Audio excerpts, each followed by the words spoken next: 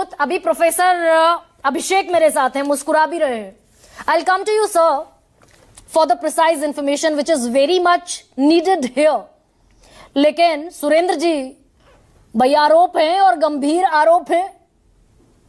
ये Indian express की report आने से पहले तक तो कोई डिफेंस आपके पास भी नहीं था, इसी का इंतजार कर रहे थे इंडियन एक्सप्रेस की रिपोर्ट का। गरिमा जी नमस्कार सर प्रणाम।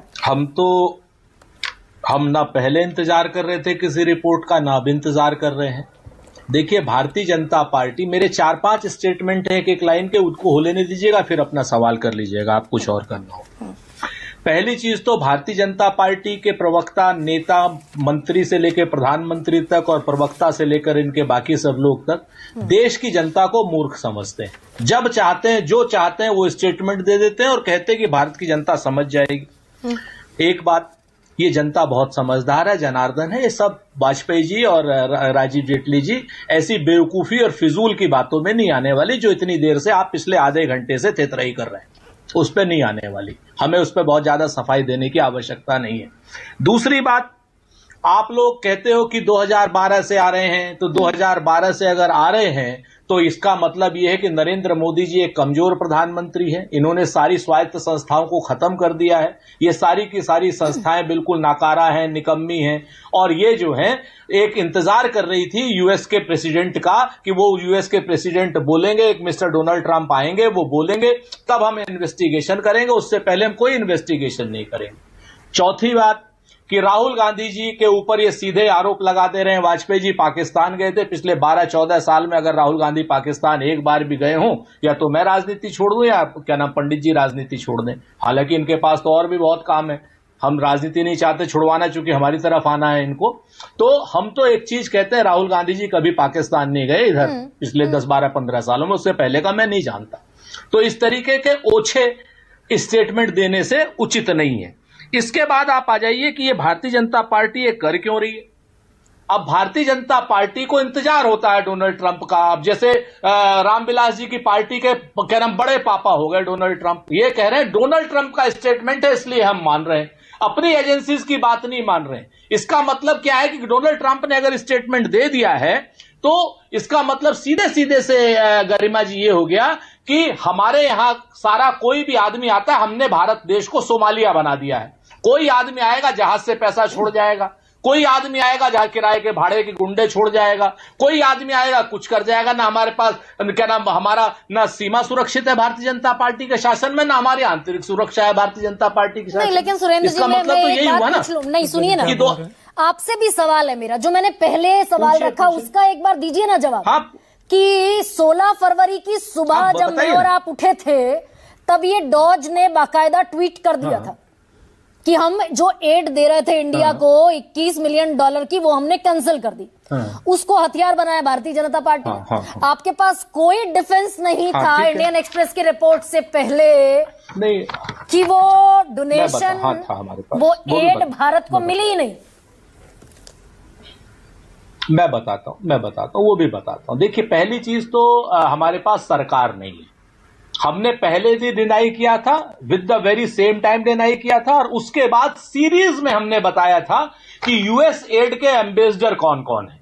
यूएस एड के एम्बेसडर सबसे पहले कौन? स्मृति ईरानी। यूएस एड से मिलने वाले सबसे पहले कौन? जयशंकर। यूएस एड से मिलने वाले सबसे पहले लोग कौन? पीयूष गोयल। यूएस एड पे क्या नाम भागीदारी करने वाले कौन?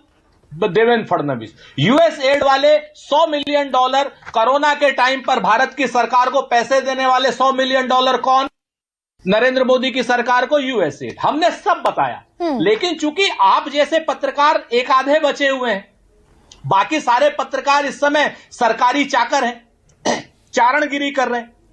सारे के सारे चैनल क्या कर रहे हैं? जो हिरेन कोई जी जोशी जी हैं, क्या नाम खाता ना भाई, जो जोशी जी कहे वो सही।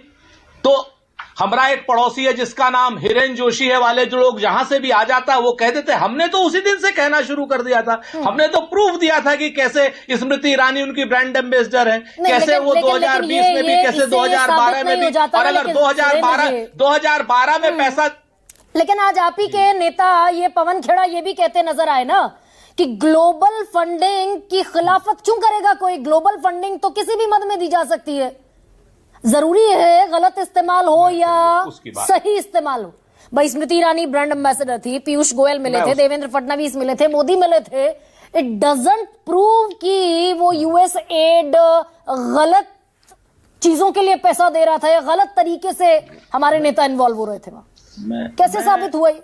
आप तो कहते आप हमें दोनों तरफ से क्यों पिटाई कर रही हो? हमारी चित भी मेरी, पट भी मेरी, टैया मेरे बाप की, ये थोड़ी चलने वाला है।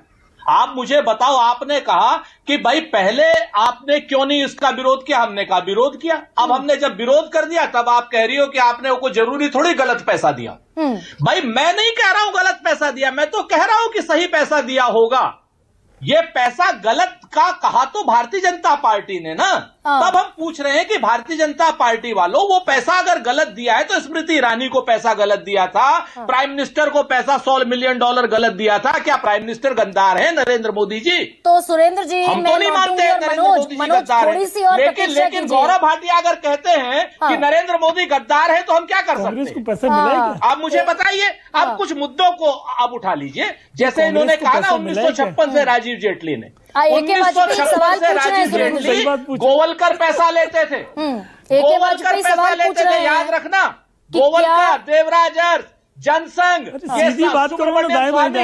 ये सब लोग पैसा लेते थे अमेरिका से। ठीक, और कांग्रेस को डिस्टेबलाइज करते थे। गद्दार हो तुम लोग। थोड़ा सा गौरव भाटिया को कह रहा हूं, वैसे तो मैं कहता मत कीजिए ना, ऐसा मत कीजिए। मैं राजीव जी से भी यही कहती हूं, चिकम चिल्ली की डिबेट मत बनाइए। रुकिए एक सेकंड, गंभीर मसला है, मैं आपका कंसर्न और राजीव जी का दोनों का समझती हूं, लेकिन प्रोफेसर